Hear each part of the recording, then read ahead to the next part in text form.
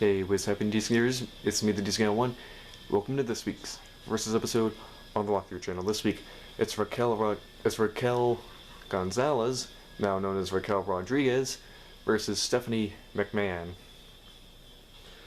So we actually got a lot to talk about.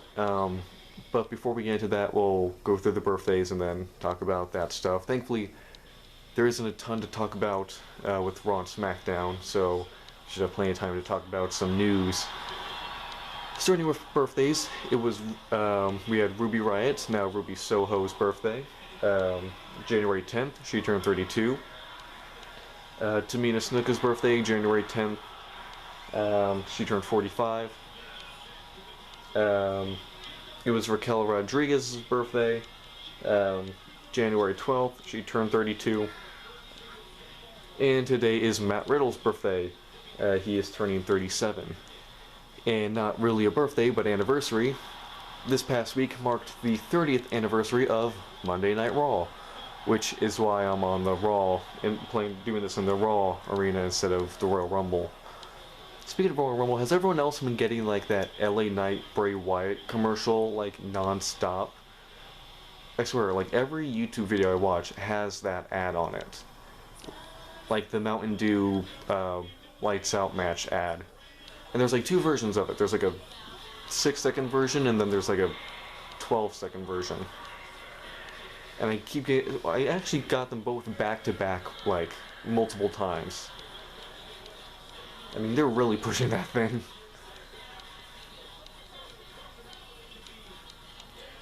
So, you guys might be thinking, hey, you didn't say Stephanie had a birthday, so why is she in this match? Well, Stephanie has been in the news recently because earlier this week she announced that she is stepping down as the co-CEO of WWE, leaving Nick Khan as the sole CEO of WWE. Now this leads into our, I guess, news portion of this, where because a lot of stuff's been happening the past week.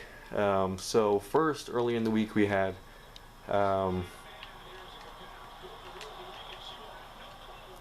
Ow.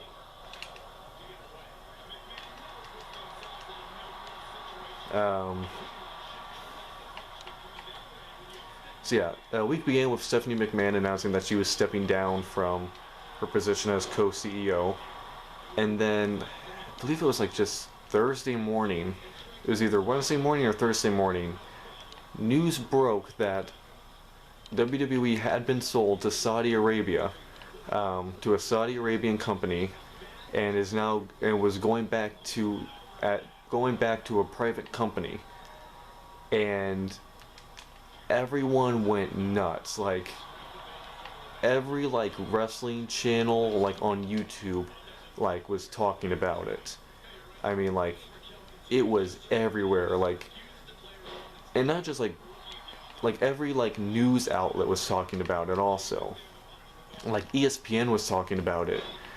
It was when you see that headline WWE sold to Saudi Arabia, that's wow. And as soon as that news broke, stuff started coming out about what does this mean for wrestlers like Sami Zayn? Would Sami be allowed to compete in a Saudi Arabia WWE? Would women's wrestling still be a thing?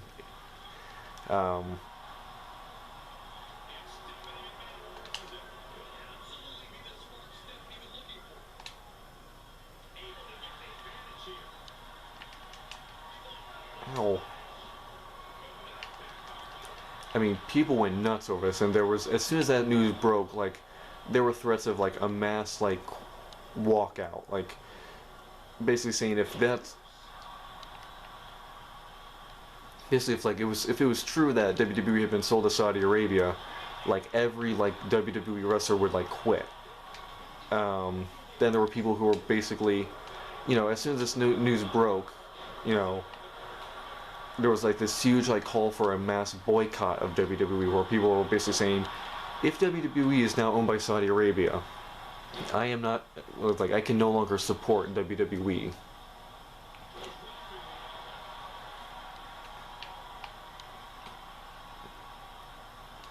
I was I will no longer watch it. I will no longer make videos about it. Um, like everyone like went nuts over this. And then literally like 12 hours later, actually more than that, it was like almost a full 24 hours later, WWE actually had to release a statement saying that a deal, like the company hadn't been sold. And they never said, I will say this, they never said Saudi Arabia wasn't like a potential buyer, but WWE's response, the main thing was that, a final deal hadn't been made yet.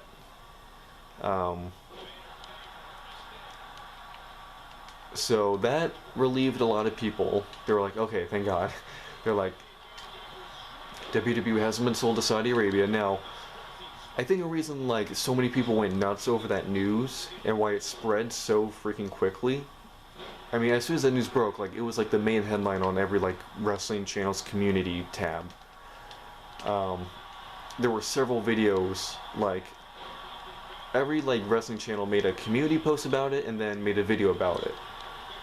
And it wasn't for like another 12 hours when came out that it was actually a false report, which that then got a lot of news. The fact that the guy who initially broke the story, who actually then went on to delete that post, started getting a ton of crap for like being like basically reporting like on a false claim. Now they said that, they had insider information or they heard from a reputable source that WWE had not really been sold, but the deal had been made and now they were just waiting to finalize it. But they have since deleted that post, and now they're getting a ton of crap for basically lying.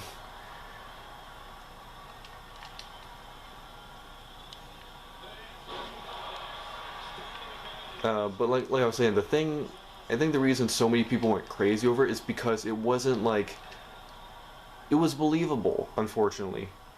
A lot of people didn't want to believe it. They're like, I can't believe it, but obviously people could. I mean, obviously it was believable enough that like everyone was talking about it. Even like people like ESPN and like these sports, companies.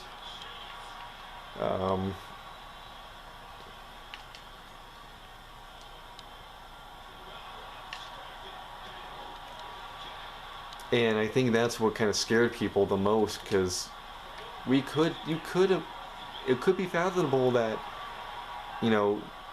Vince would sell to Saudi Arabia. I mean, they haven't been shy about, WWE, and Vince especially, hasn't been shy about doing business with Saudi Arabia in the past. I mean, just look at Crown Jewel and all that, and, Greatest Royal Rumble. I mean, they've done business with them before on several occasions, so it wouldn't be a huge leap of, belief for Vince to, make a deal with them if they made a really good offer.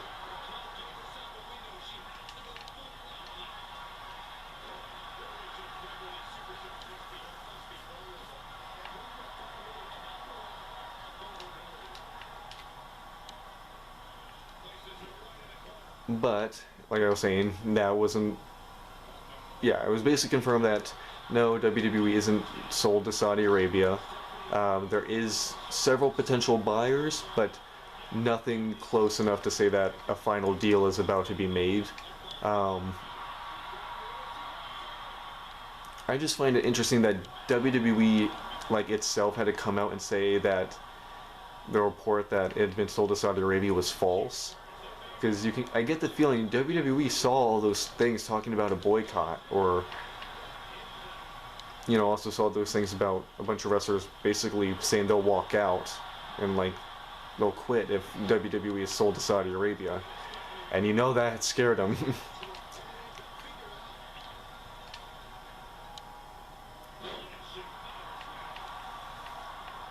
And Nick Khan, I believe, was the one who actually came out and said that that they're actually talking with people with like Disney and ESPN as potential buyers, which Disney has been a known potential buyer for a while, since this whole thing started. which, you know, people aren't really happy about. Because could you, and I said this last week, you know, people complain about the PG era of WWE. Could you imagine a Disney era of WWE? I mean, what would that look like?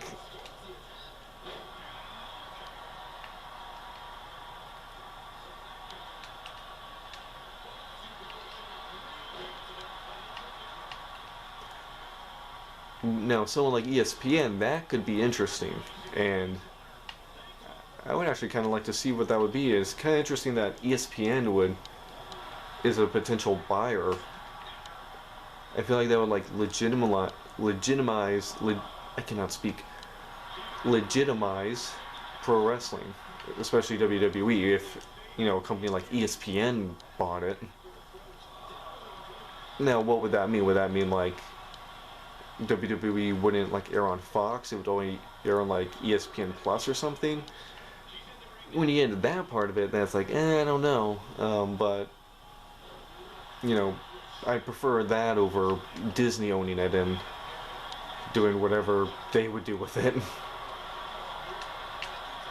I still think it's crazy that it's being sold in the first place. Alright. So, now we can actually start talking about Raw and SmackDown, because there actually are a few things to talk about.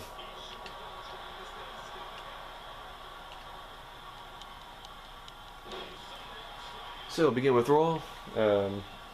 Kevin Owens beat Baron Corbin.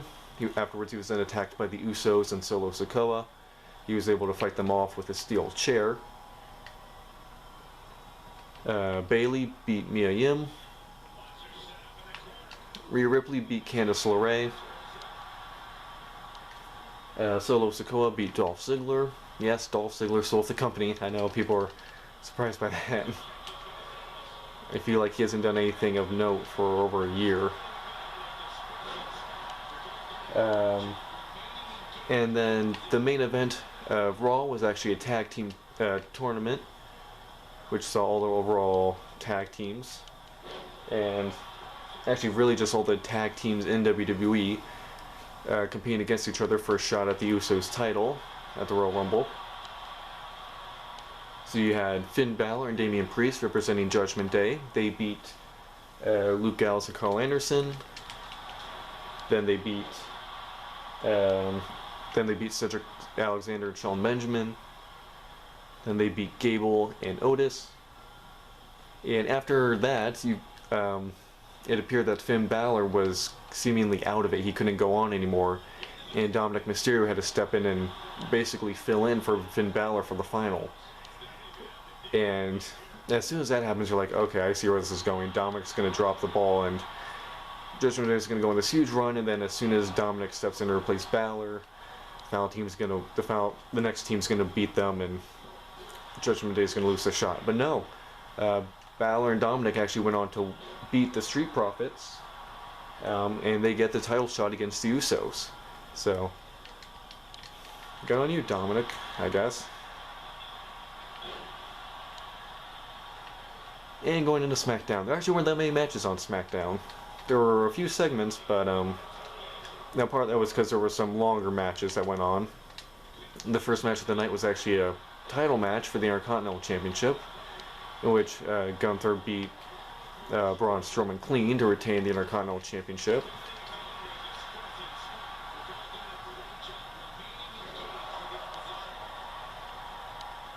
Tegan Knox beat Zia Lee. Ow.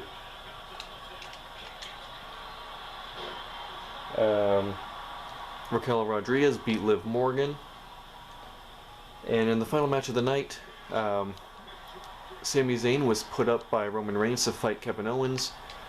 Zayn agreed, and in the main event, it actually looked like Zayn was about to win and beat Kevin Owens. Then all of a sudden, the Usos and Solo Sikoa came out to attack Kevin Owens and cause a DQ, allowing Owens to win, which was met by confusion and almost disappointment by Zayn, who looked a little frustrated that the Bloodline had cost him the match that he was very obviously about to win. Now this is, continuing the whole story of Sami Zayn potentially either being turned on by the Bloodline or turning on the Bloodline himself. And Roman Reigns, not trusting him or not like wanting him to get more attention than him, which we've seen the past few weeks when Reigns is out there and the fans are, instead of chanting for him, they're chanting for Sami Zayn.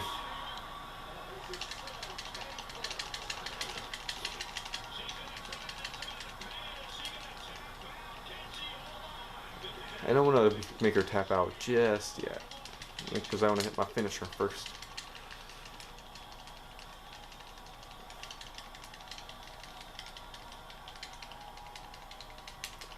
I'm just going to make her suffer.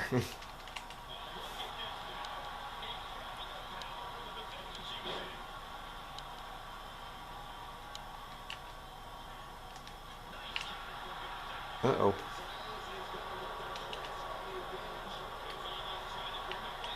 Oh, no, you don't. And it's over. Count it.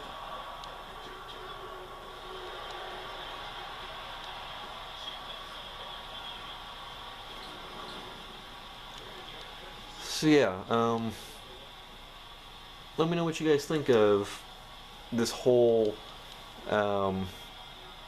Saudi Arabia deal. Did you guys hear about this? What did you guys think about it when you first heard about it? Did you believe it? Because apparently most people did. And then, if you did believe it, how did you react when you found out that it was actually fake and that it wasn't actually confirmed or happening?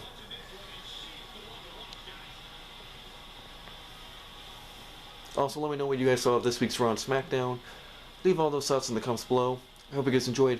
Make sure to like, comment, and subscribe. I make new videos all the time. Stay tuned for next week's Versus, and next week when we continue our LEGO Batman 2 DC Superheroes walkthrough. Hope you guys enjoyed.